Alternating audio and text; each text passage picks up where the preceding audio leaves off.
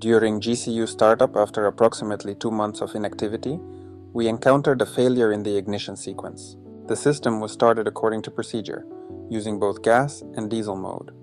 After pressing standby, the unit completed self-test and purge sequences correctly. However, during the ignition check on diesel fuel, the system attempted to ignite the pilot burner 3 times, but failed each time, resulting in a no flame detected alarm. Our first assumption was related to the flame sensor condition. Some carbon deposits were found and removed, but this did not resolve the issue. We then identified suspected solenoid valves in the fuel supply line. Pressure was present upstream, but fuel delivery was inconsistent. The solenoids and needle valve were cleaned, revealing a restriction affecting proper fuel flow. After maintenance, the system successfully completed all checks and entered standby mode. We manually ran each fuel pump to verify proper circulation and performance. The system was started in burning mode.